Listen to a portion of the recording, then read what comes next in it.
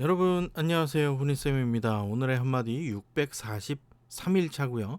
오늘은 핑계에 대해서 말씀드려 보도록 하겠습니다. 시작하기 전에 구독, 좋아요, 알림 설정 부탁드립니다. 그럼 시작해 보도록 할게요.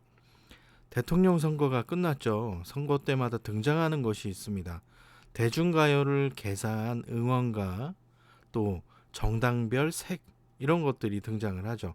길가에 들리는 응원가는 가사를 모르는 사람들도 어깨를 들썩이게 만듭니다.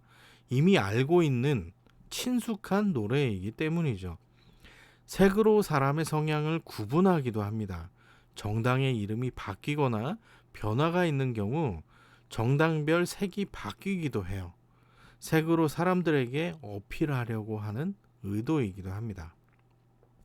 드보노라고 하는 사람은 6가지 사고모를 고안을 했어요. 6가지 색을 제시하고 각각에 맞는 생각을 부여했습니다. 해당 색의 모자를 쓰면 그 색과 맞는 생각을 하도록 하는 방법이죠. 감정이나 성향에 의해 논리적이지 않은 결정을 하는 경우가 있는데요.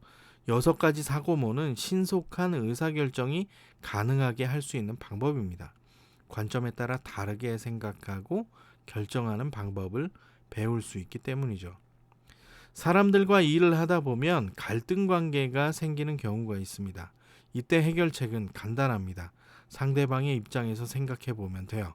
노랫말처럼 입장 바꿔 생각을 해봐. 이렇게 해보면 되는 거죠. 간단하지만 사람의 마음이 제대로 되는 적이 별로 없잖아요.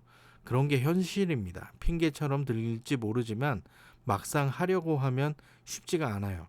우리나라에서 핑계로 성공한 사람은 김건모밖에 없다는 말도 있잖아요. 핑계란 잘못한 일을 사과하지 않고 돌려 말하는 현상을 말합니다.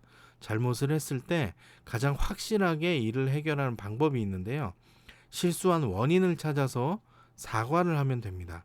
사과의 시기를 놓치거나 사과를 하지 않으면 문제가 생길 수 있어요. 결국 사소한 문제 하나로 한 사람의 평판이 달라지기도 합니다.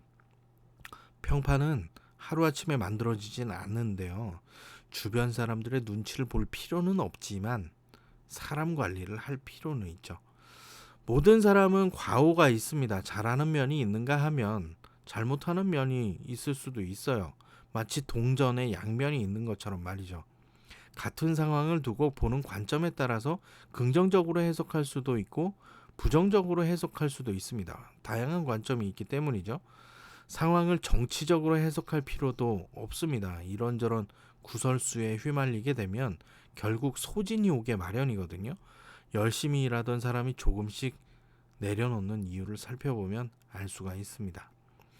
네, 오늘의 한마디 말씀드려 보겠습니다. 일상을 탈출하고 싶다면 잠시 일을 접어두고 떠나는 것도 하나의 방법입니다. 비움이 있어야 채울 수 있으니까요. 네, 오늘 핑계에 대해서 말씀드렸습니다. 오늘 영상이 도움이 되셨다면 구독, 좋아요, 알림 설정 부탁드립니다. 그럼 내일 만나요. 안녕.